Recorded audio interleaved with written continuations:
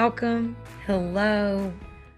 Here we are at the end of this wonderful year, and we have the great pleasure of hearing from my friend. I feel so privileged to call him a friend, Luke Harlan. He is a transformational mindset coach. Yes. He wears many hats, I have to tell you the truth. And as of late, he has been sharing mindset minutes with us each day on social media. And I so appreciate what you share. And here you are, it's busy season, taking the time to come talk with all of us. Welcome, dear Luke. Oh, thank you, Carol. I appreciate it. And I love being here and delivering value as much as I can to everyone out there. So I'm looking forward to 2025. So Woo! all good. I mean, and it's coming fast. Oh, yeah.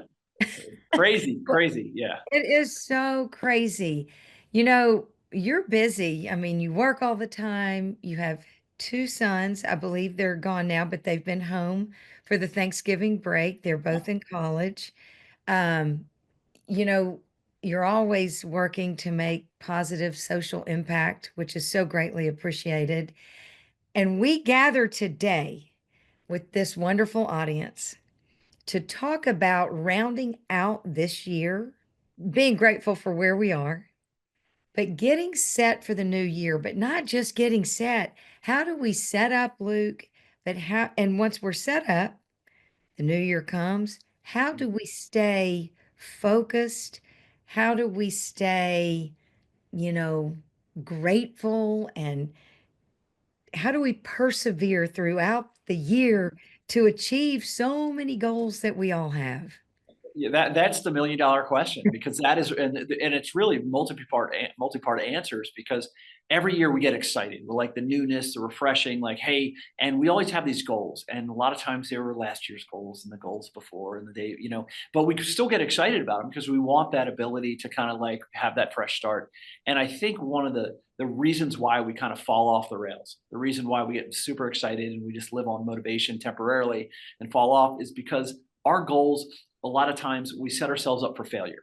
We Mm. create too many goals, number one, and we don't have sort of a realistic expectation of our ability to achieve them. And lastly, we don't have what I call, they're not anchored. They're not properly anchored into our mindsets. And this is where there's actually an exercise that I take my clients through. I take myself through on a regular basis, which I call the 3 questions. And we can go into those and then and we can also expand on the 2 things that are going to make us cement that into the future of the next year are the 2 Ds, and that's discipline and Mm. distraction. And we Mm. can get into those as well because really we've got to set ourselves up for guardrails for when we default to old behaviors and start going off the grid to pull ourselves back on and keep ourselves focused. And I think that's the real issue, is that it's not a lack of motivation, it's not a lack of wanting, it's a lack of preparedness, as you said, by realizing that we're going to be our own worst enemies unless we start changing our mindset and start creating those new habits, which create the new default behaviors, which will keep us on track throughout the year. Okay, well, my goodness, there's a lot to Yeah. unpack here. Let's start with you said we set too many goals. I am guilty of that. Yeah, I, 100%. there's so much that I'll speak for myself, but I know that the many in the audience have this that we want to do, that we want to create, that we'd like to achieve, places we'd like to go. I mean, my goodness, already I'm starting to go off. How do we narrow down? I guess that would be how do we prioritize what really matters to us for the next year? Something, an exercise I take through my clients is a scoring process. And you Mm. can take it in any part of life, whether, it's your health, your business, your finances, your relationships, your spirituality, your hobbies. Usually there's 6 or 7 things that we talk about when in total, the culmination of our lives that we're involved in. And to ask yourself on a scale of 1 to 10, where am I with my money and finances? Where am I with my business growth? And where am I with my personal development? Where am I with my physical and mental health? Where am I in my relationship with friends and loved ones? Where am I in the things that bring me joy and happiness through hobbies or recreation? And score those.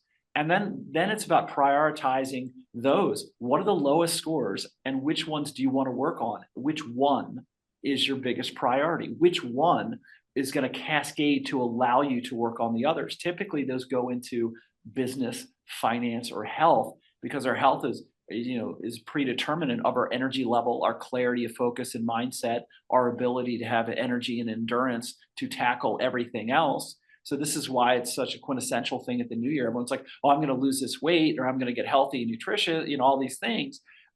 What they're really saying is, I want to be the best version of myself, so then I can be better in business or professional development, or be a better husband or father or caretaker to the people around me, or to be able to participate in these activities and have the energy to bring my A game. And that's what we're really trying to say when we focus on our health, because no one says, "Oh, I'm really excited to lose weight." No, they're excited to be healthy. They're never excited to get healthy. That is Right. that is because it is a long road. It's hard, and they've been on yo-yo diets and 100 different things. But I think when I say prioritize one thing, is what is the catalyst that's going to allow you to build the skills and the discipline to then tackle the other things? Because when that's the two D's, one is discipline, and because you're going to have to hone up on the skills to be able to stick to whatever you choose as your priority to see it through, because it's a daily investment and it doesn't happen overnight. And that is when we really learn the big things like delayed gratification and using the prioritization, getting that grit and that determination and that will to see it through, because that's why we give up. We give up Mhm. too soon because we haven't prepared ourselves that we're going to have to prioritize. And a lot of people say sacrifice. I say invest. We have to make a choice.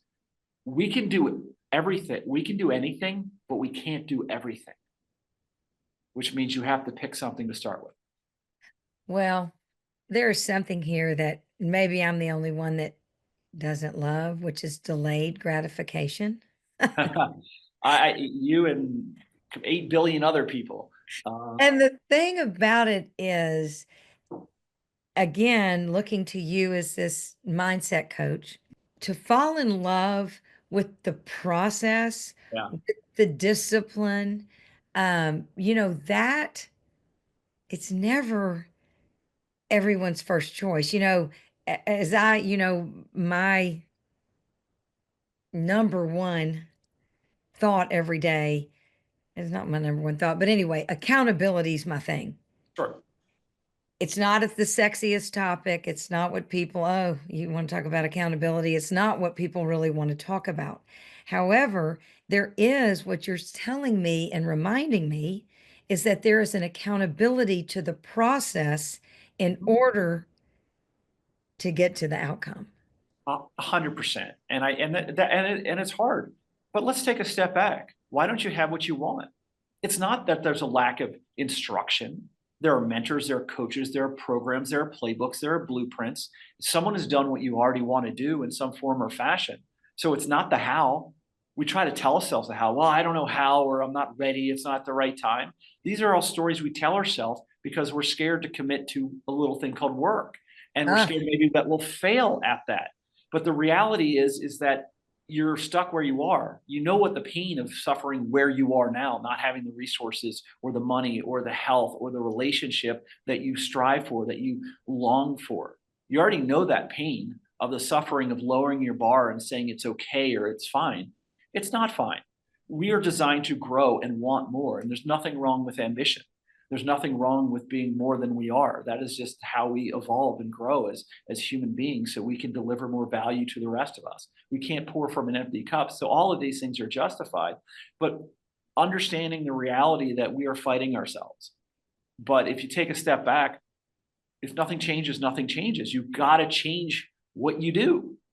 you have to. And why not shift your mindset to saying, instead of, I have to get up early and go to the gym, I have to learn how to market this, or I have to learn to write ad copy, or how about I get to? That's right. I, because when you gain a skill, it can't be taken away. Sure, might take a while for you to perfect it and hone it and start seeing the results of it, that delayed gratification.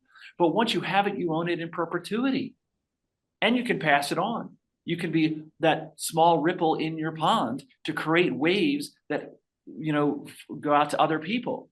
And when you teach it, you know it. And then when you execute it, you get results. So there's going to be a learning curve just like everything else. So instead of being scared, be excited to learn something. Don't be afraid to say, I don't know. Ask for help, raise your hand, get a mentor, involve yourself in a course, because if you don't, you're going to live the rest of your life at the same person. And that's not what we're meant to be, because if we're not moving forward, we're going backwards.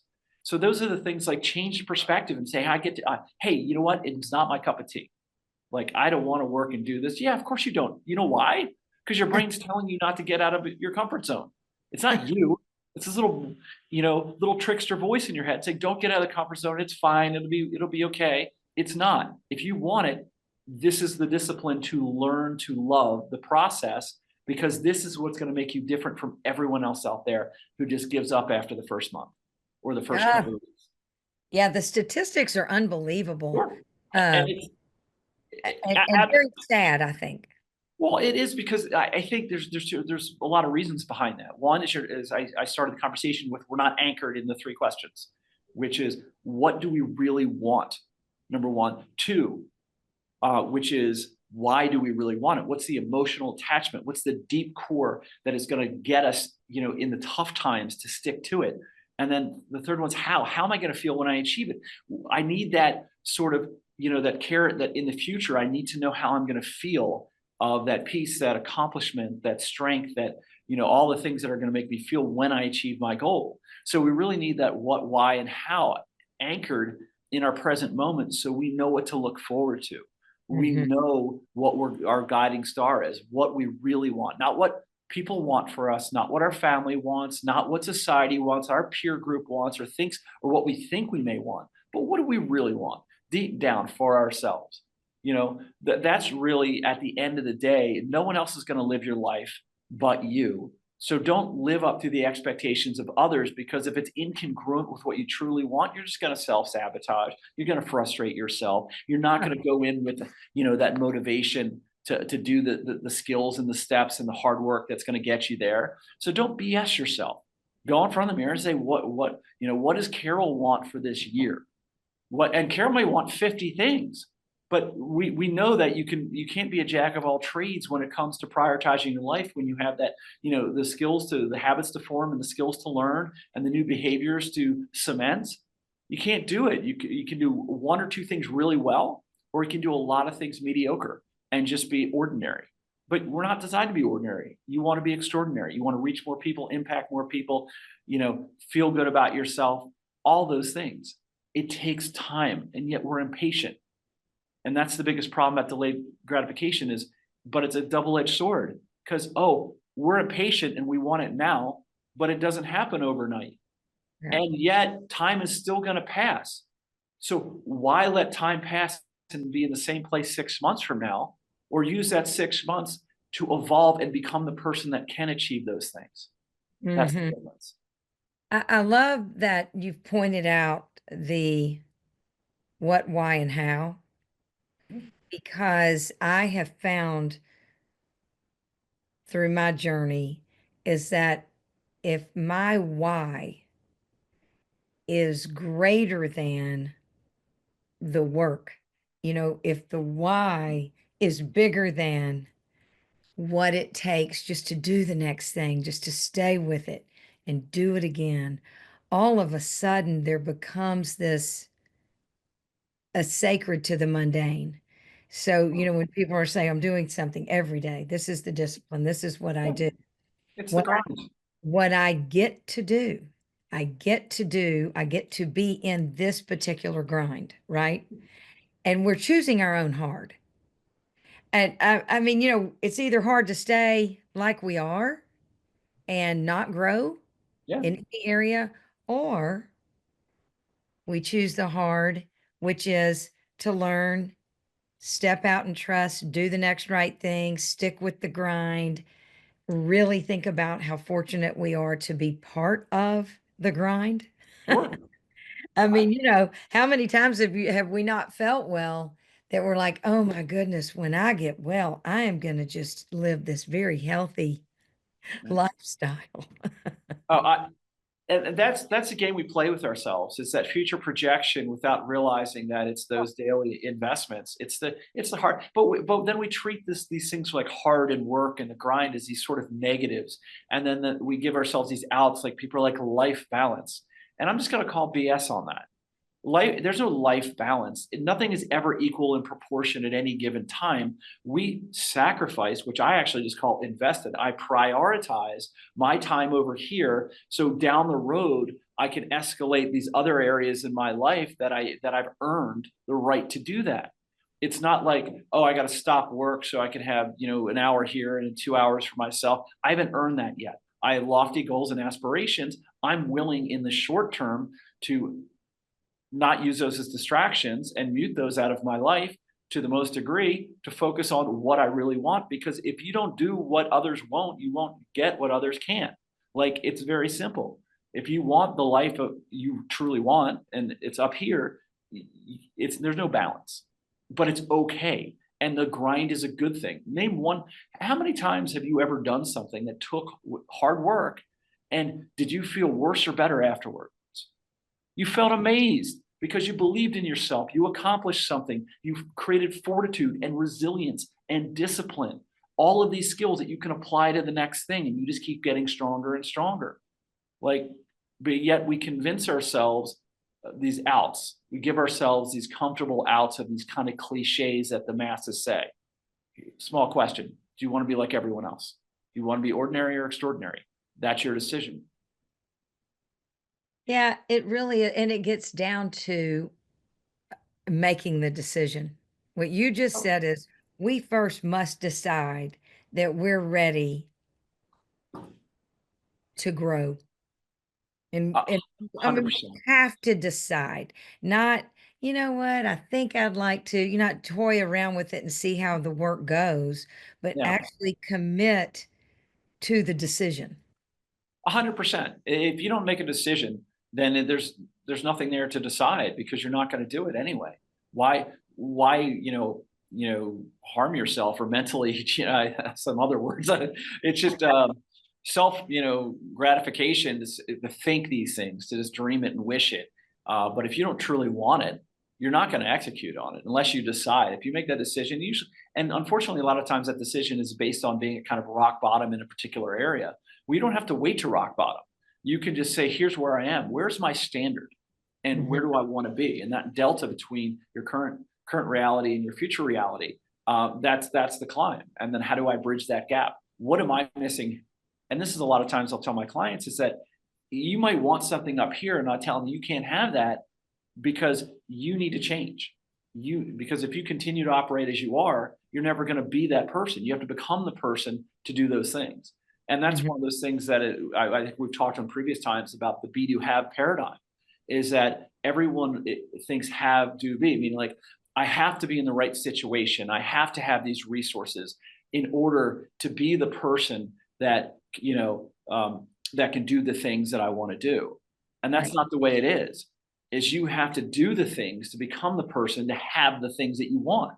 Like, and it starts in almost that imposter syndrome, almost that fake it until you make it, but that's not the reality. The reality is you're future projecting of what you want to become, and you're just saying, who does that person have to be? What skills, what traits, what characters, what values, what disciplines do they have that I don't? And I need to work on those and become the person by doing it, by being in my head. Hey, I'm that person. Now I'm going to develop the skills so I can start doing those actions that will allow me to have the results that I want. And I think that's where we get tripped up, is because we're waiting for this fictitious time. It's not a thing, it's us. It starts internalizing. It's part of our mindset, it's part of our focus and discipline to determine and decide, who does Carroll want to be? Who does Luke want to be? Who do you want to be on the other side of the screen? It's really, I love this, and I'll save this for another conversation. But as of, I guess this past year, I've done a lot of work on future self, meaning that this future self, how does that person make the decisions? What decisions was Sure. future self making today? Yeah. What actions? What were they? What was she, What was she learning? Who was she reaching out to? Who were her mentors? What were her daily disciplines? Because whomever this person is that we all want to become, your Mhm. future self, my future self, we better look at how it's looking right now, because if we don't change, this is it. Nothing.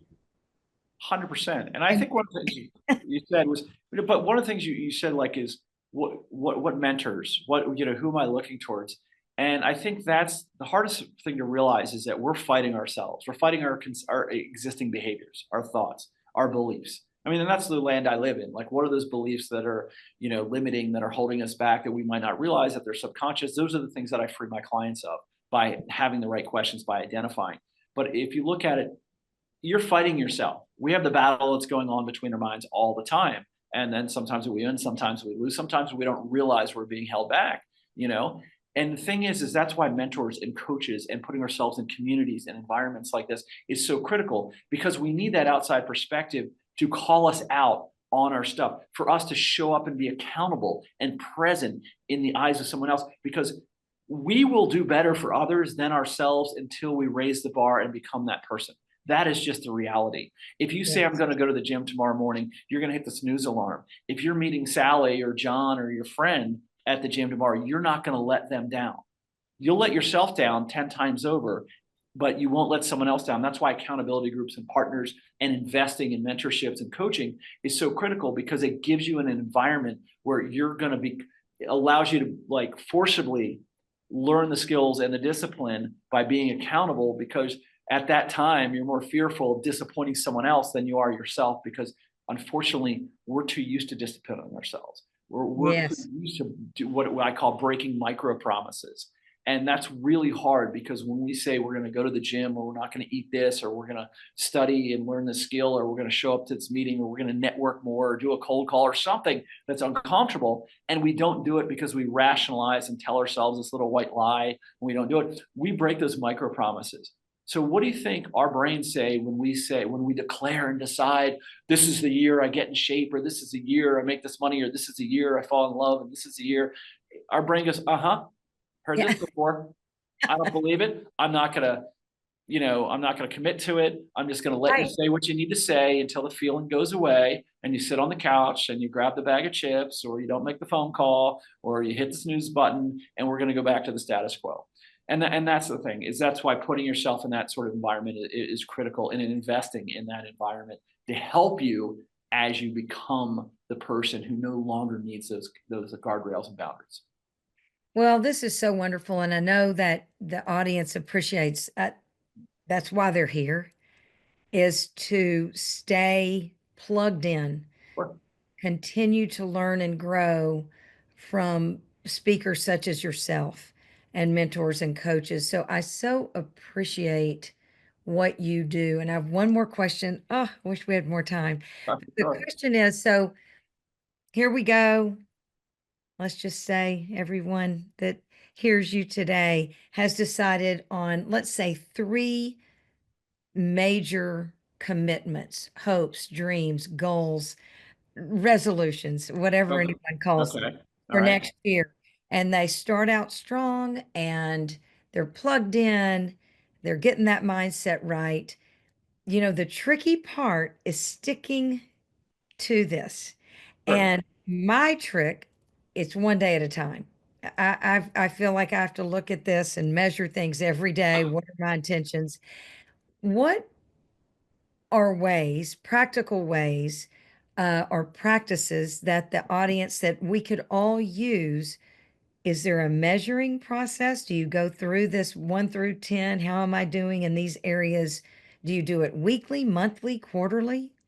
I would say when you pick one or two, three is pretty excessive. One or two things you're going to prioritize. Obviously, you're going to go down. How do I achieve those? Create the plans and the strategies, but give yourself a reward system within that. Meaning that, and weekly is pretty good. Like, design your week ahead of time. Always plan your days the night before, so you're not distracted. Mhm. And that's the number one thing. You have to commit and guard those times with your life that you're going to execute on those things that move the needle for the priorities that you're going on. You have Yeah. to.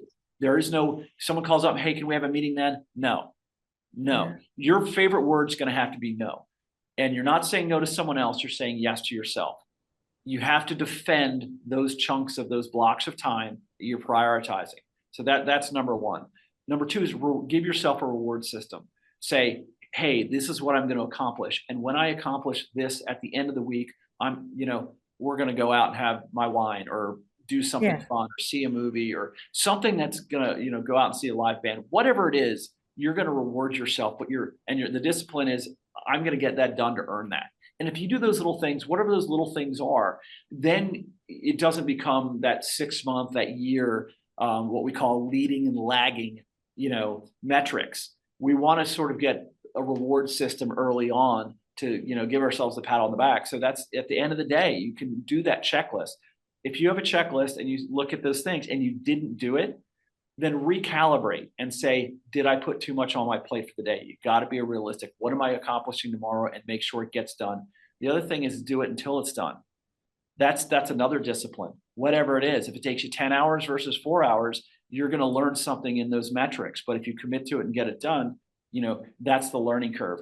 But yeah, really at the end of the day, it's to get rid of all distraction, prioritize the discipline, and chunk down those times and create a reward system. That's the only thing that's going to keep you on track. And how you measure that weekly, I wouldn't go any longer than weekly, because treat micro goals, have micro goals during the week. You can have Yeah. macro, hey, this is my month, this is my year, this is my whatever, but your micro goals are going to build the habits and the discipline in the short term. Because if the horizon's too far out, it won't hold any meaning to you. There won't be any, feet to the fire. Well, and the other thing is we all know that which can be measured and is measured can be improved. 100%. If you're not taking metrics on it, if you're not looking at yourself at the end of the day and being honest and saying, yeah, I could have gotten that done, but I scrolled on my phone. I took an hour for lunch. I did something that made me feel good, but was not productive. Be honest with yourself. Don't beat yourself up. We have Mhm. like a little, mnemonic thing called stop, challenge, and choose. Stop. Am I doing what I'm supposed to be doing? And then challenge that and say, why am I not doing? Should I consider, continuing to do things that are not helping me, or to do the things that are helping me, and then just choose and be an adult about it. If you're going to go mess around, own it. If you're going to, take a look at it and say, no, this is not serving me. And that's the one thing I say that I do is I have whiteboards and things, and I have every morning, this is my goal. This is what I'm going to accomplish. And I keep this rubber band type thing on my wrist that whenever I get distracted or daydreamy, or, hey, I'm playing on the phone, or I took a call too long, or, hey, whatever, I ask myself, is this serving me? Right. Just a question right across. Is this serving me? Is this serving my goals? And it's a very binary question. No, then get your butt back to it. Or if if it's yes, then let's keep going. That's Um, right. and that's the thing. But that's a question you can use in your life for anything. Is this conversation serving my goals and my priorities? Is it a priority? Is it someone Yes. else's emergency? Is this relationship? Is this thing that I was going to consume? Start doing it for everything, and then you'll start realizing what in life is actually going to serve you and what is distracting you from the evolution of the goals that you want to achieve to become the person you want to live the life you need. You know, I love that. Is this serving me well? And I want to I love to remind myself and the audience and all of us, when we do something for ourselves, Mhm. we make choices that do serve us well. That sounds selfish. However, it's really a gift to everyone around us, because when we serve others in any way, it's an enormous gift to ourselves. Sure. And so often that's confused.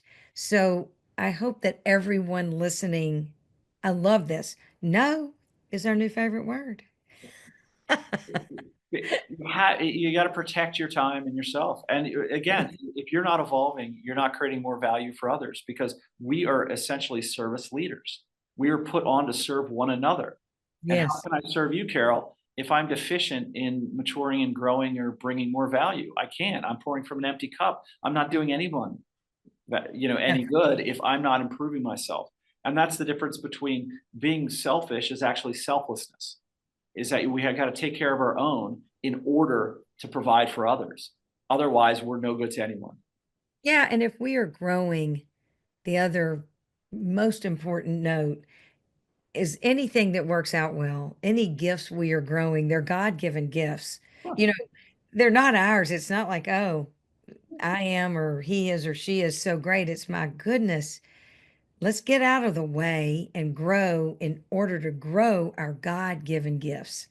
I mean, this is, I think so often people forget that really our gifts are his, not ours. And that's the pay it forward model, is that, this is all, it's always about paying it forward. Everything is going to come back to you in some rhyme or reason. And it's just, and when you pay it forward without any expectation, Yeah. without any intentionality, you're putting that freely into the universe without any caveats, without any strings, without any restrictions, without any quid pro quo, which makes it genuine and authentic. And people know that. When you give because it feels good to give and you can help another person, then it's authentic and genuine. If you give with the expectation of receiving something, then it's inauthentic and it's disingenuine and it's quid pro quo and it just doesn't feel right. And And it's not not going to right. work out. And it's gonna be constrained by the universe. And that's one of those things. And this is one of those things that in my mission, this is why I recently started a school community, to give everything I have into a community so people can choose to invest or not invest. So people who have the means can get what they need, and people who don't have the means can get what they need. And that's the whole point. Is it's not about me; it's about them, because it's going to come back to me. Like that's That's right. just a really cool thing. It's like the more people I can reach, the more ripples in the pond, the more everyone benefits. It's the high tide raises all boats. And it was the most freeing thing I did in my business. Instead of trading every bit of knowledge for some sort of monetary reward, it just diminished the capacity and how I felt about being good about it. Not that you don't need those things to, have a business and to grow, but at the same time, if, the people who really want you at a deeper level, they'll come back. And the people Oh, who yeah. need to be exposed to it have the opportunity to, without needing that, time, treasure, or talent investment. Oh my gosh, I want to keep on visiting. And I'll look forward to our next conversation Sure. that we'll share and, visit with the audience. We'll Yeah. get some of the questions that they have from your great information. And I want to thank you, audience, as always, for being here and joining us. And I know everyone wants to say thank you to you, Luke. Oh, There will be, of course, links on how to follow Luke. I mean, and follow him, y'all. He has such wonderful, and even in his minute gifts each day to his audience, wonderful pearls.